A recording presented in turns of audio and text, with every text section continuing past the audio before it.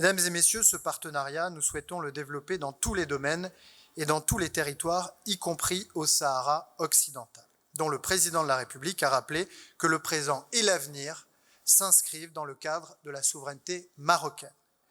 Et nous avons joint les actes à la parole, et j'ai le plaisir de vous annoncer que la carte du Maroc a été actualisée et mise en ligne sur le site du ministère de l'Europe et des Affaires étrangères il y a 1 heure. Nos opérateurs et nos entreprises accompagneront le développement de ces territoires au travers d'investissements, d'initiatives durables et solidaires au bénéfice des populations locales. Notre ambassadeur s'y rendra dès la semaine prochaine. Nous allons y accroître notre action consulaire et culturelle en vue de la création d'une alliance française. Nous serons également aux côtés du Maroc pour favoriser une solution politique juste et durable, dont le plan d'autonomie de 2007 constitue la seule base.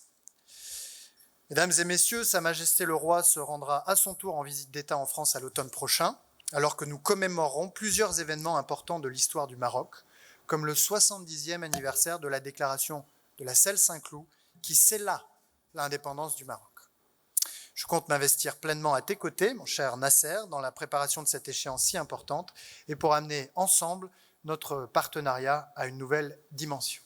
Car, comme l'a dit tout à l'heure le président de la République, nous avons commencé aujourd'hui à écrire un nouveau livre de l'amitié franco-marocaine. Beaucoup de pages de ce livre sont encore blanches. C'est à nous qu'il appartient de les écrire. Et vous pouvez compter sur tout mon engagement à ce sujet.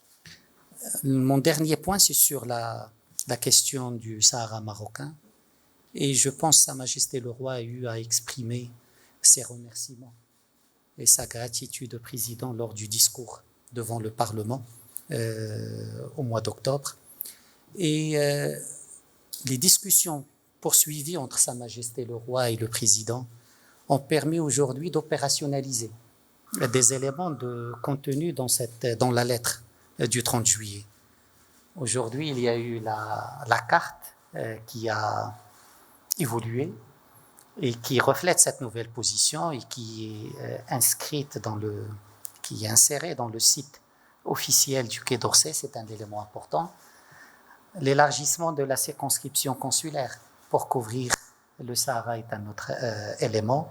Et ce qu'a dit le président ce matin, et ce que tu as dit, Jean-Noël, par rapport à l'action économique, commerciale française au Sahara, sont des éléments qui montrent que l'évolution de la position française n'est pas seulement une formule diplomatique, mais qu'il est décliné en actes opérationnels très importants et très appréciés, qui s'inscrivent, comme je l'ai dit, dans ce dialogue permanent sur cette question entre Sa Majesté le Roi et le Président, mais qui s'inscrit aussi dans un cadre plus large, qui est cette dynamique positive que connaît le dossier du Sahara marocain depuis un certain nombre d'années, sous l'impulsion de Sa Majesté le Roi, et qui va se poursuivre